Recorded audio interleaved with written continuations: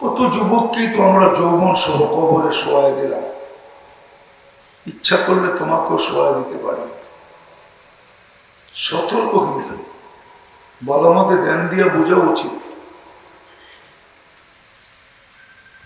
নারী পুরুষ নির্বিশেষে সতর্ক করেন, লা তাফরাহ বিদুনিয়াইকা, দুনিয়ার উন্নতি তোমাদেরকে যেন বিমুখ না করে, উদাসীন না করে।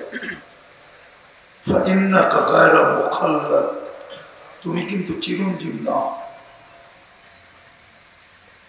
বিদায় কথা লম্বা হবে না, অল্প সময় হবে। আর মনোযোগ দিয়ে শুনলে অল্প কথা যথেষ্ট হবে আশা করি। একটা কাহিনী দিয়ে বুঝাইতে চাই। ইব্রাহিম ইবনে আদহাম রহমতুল্লাহ আলাইহি কোনো ওলি ছিলেন না, উনি রাষ্ট্রের পরিচালক ছিলেন।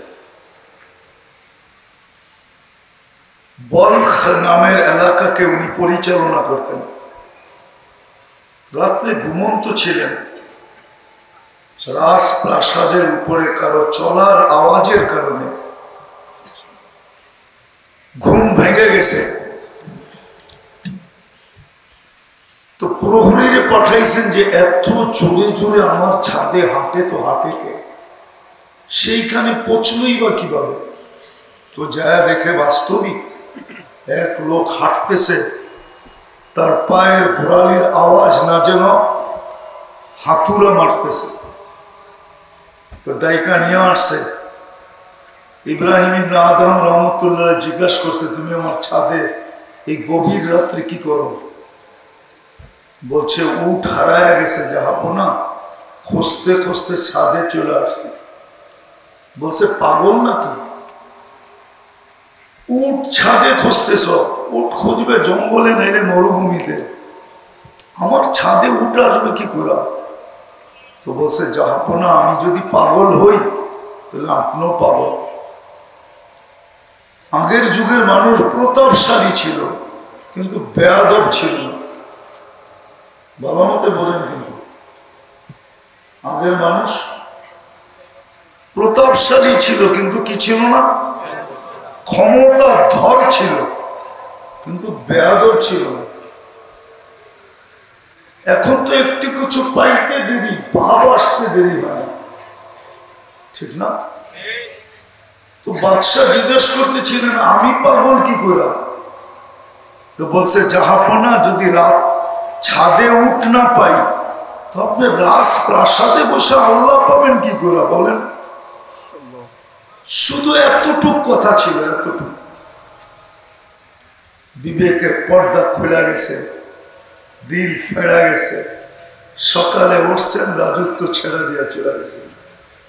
আজকে ইব্রাহিম ইবনে আদম রহমতুল্লাহ আলাইহি আল্লাহ ওয়ালাদের প্রথম সারির একজন ব্যক্তি। মালিক ইবনে দিনারের কথা আছে, উনি মালিক ইবনে দিনার, টাকার পাহাড় ছিল ওনার কাছে, পাহাড়। এক কথায় জীবন চেঞ্জ, তাও জীবিত মানুষের কথা না। ওনার একটা মেয়ে মারা গেছিল, কাহিনীকে আমি শর্ট করতেছি। মেয়ে স্বপ্নে বলছিল, আব্বা এইভাবে আর জীবন কতদিন কাটাবে? এতটুক কথায় জীবন চেঞ্জ। এখনো কি মোমেনের ফিরার সময় আসে না? এতটুক কথা। চলেন আর একটা হাদিস থেকে মনে উঠল, বনি ইসরাইলের বদমাস ছিল, বদমাস, নাম ছিল কিফিল। প্রতি রাত্রে ব্যভিচারের পিছনে সে বর্তমান টাকায় 50 থেকে 60 লক্ষ টাকা খরচ করে। এখন সোনার তোলা 1 লক্ষ টাকা, আগে সোনার টাকা হতো। বিদায় এটা কোনো লম্বা না। 100 দিনারই এখন 50 লাখ টাকা। তো এক মেয়েকে একদিন ধরে নিয়ে আসছেন, কামরায় ঢুকায় দিয়া বলতেছে, আমি প্রস্তুতি নিয়ে আসতেছি। একটু পরে আইসা কামরায় ঢুকছেন তো দেখে এক কোনায় বসে অজোরে কাঁদতেছে। জিজ্ঞাসা করছে, ওই মেয়ে কাঁদিস কেন? তোকে তো জোর করে নিয়ে আসি না, তুই নিজেই তো আমার হাতে ধরা দিলি। কথাবার্তা তোর সাথে টাকা পয়সা নির্ধারিত হলো, তারপরেই তো তুই চলতে চলতে আমার সাথে আসলি, এখন কাঁদিস কেন? তো মেয়ে বলতেছিল, শোন কিফিল, তার নাম কিফিল ছিল, কিফিল, শোন কিফিল, আমি বাজারি মেয়ে না, আর এটা আমার পেশাও না, কোনো বিপদের কারণে আমি তোর হাতে ধরা দিতে বাধ্য হয়েছি, কিন্তু আমি কাঁদি কেন জানিস? কালকে এই চেহারাটা আল্লাহকে কি করে দেখাবো? যুবক, একটু ভাবো,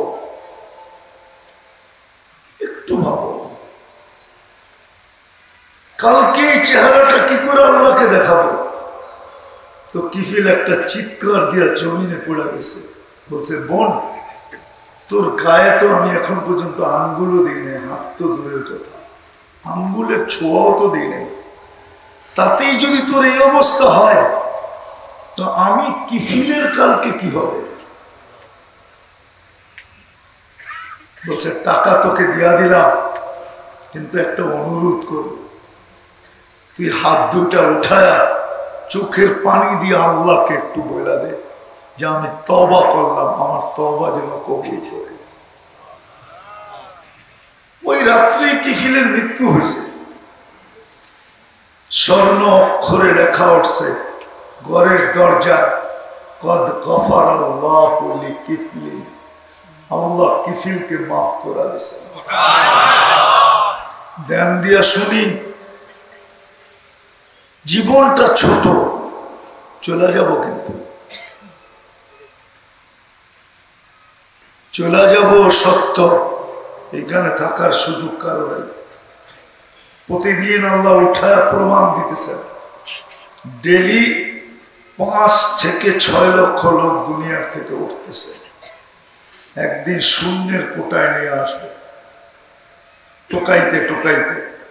আল্লাহ জানা সত্য মালাকুল মউতকে জিজ্ঞাসা করবে, মাম বাকিয়া আলা যাহরিল আরদ, জমিনে কে বাকি? মালাকুল মউত বলবে, লা আলাল আরদি আহাদ, জমিনে কেউ নাই, খালি। ইল্লাল্লাযীনা ইয়াঈশুনা, জমিনে কেউ নাই, ইল্লা আহলুস সামাওয়াত ওয়া আনতাল হাইয়ুল্লাযী লা তামুত, আকাশওয়ালারা বাকি। ওলামা জানে আকাশে কেউ আছে না নাই, 4 আঙ্গুল জায়গা খালি নেই, কোনো না কোনো ফেরেশতা আল্লাহর গুণগানে রত। কিন্তু আল্লাহ জিজ্ঞাসা করবে, আইনাল্লাযীনা কানু ইয়াঈশুনা ফি বুরুজিন মুশাইয়্যিদা, দুনিয়ার ওই লোকগুলা কোথায় যারা উঁচা উঁচা প্রাচীরের ভিতরে বাস করত, যাদের দাপটে জমিন কাঁপত, যারা মৃত্যুকে 1 সেকেন্ডের জন্য ভাবত না।